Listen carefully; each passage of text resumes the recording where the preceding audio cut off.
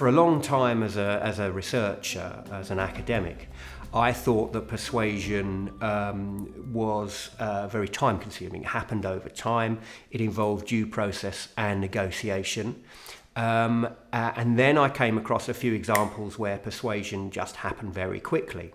So I thought that was very interesting, and I thought, well, if we want to get to the bottom of persuasion, if we really want to unlock its DNA, how would we do it?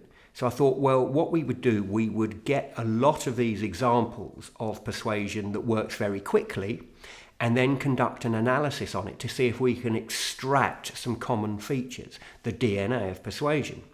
And lo and behold, when I conducted the analysis on these persuasion strains, as I call them, militant strains of persuasion, 5 factors came out.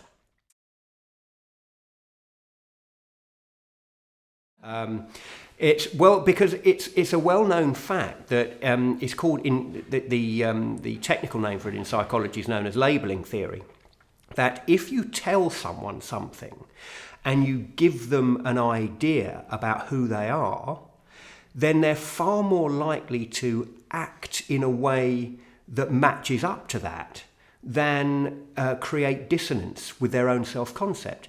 Now, this is so the story you refer to was the Euro Championships, I think, in 2006, I think it was, when the English fans, now let's face it, they're not known for being the best behaved fans of all time, and the German police said, called the British fans the best behaved fans in the world, and this was before the tournament. And of course, it was a brilliant psychological trick, because the British fans then thought, the English fans rather, then thought, well, we're the best behaved fans in the world. We want to be psychologically consistent. We're going to act in that way.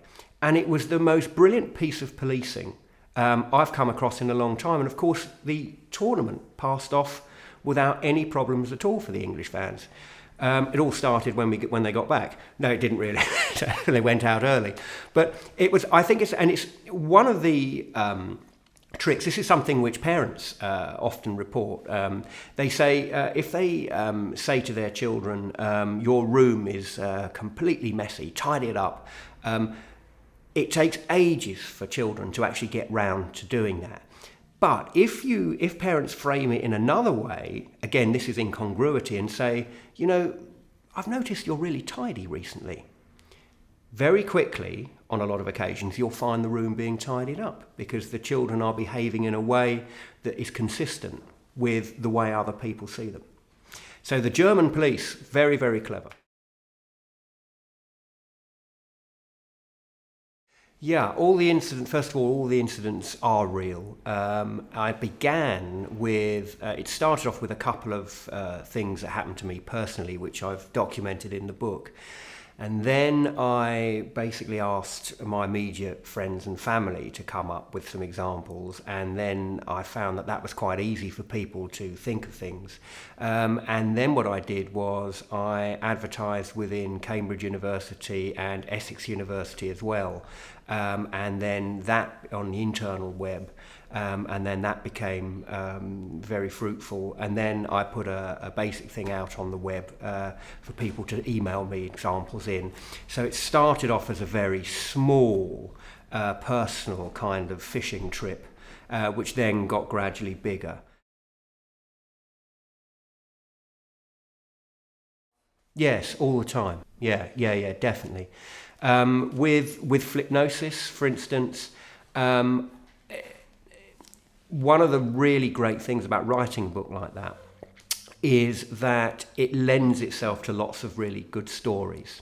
So I'll have an anecdote and then I'll build the science around the anecdote. And it's one of the great pleasures of writing, for me, especially with a subject like this, that I can entertain as well as hopefully educate. And I think if entertainment and education go together, I think you've got something really valuable.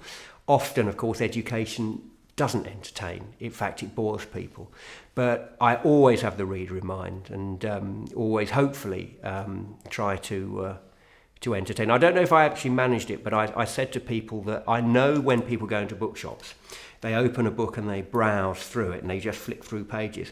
And I made a kind of a pact with myself, I'm not sure whether it worked or not, that I wanted to have something on every page that got someone to say, that's interesting, I'll turn to the other one.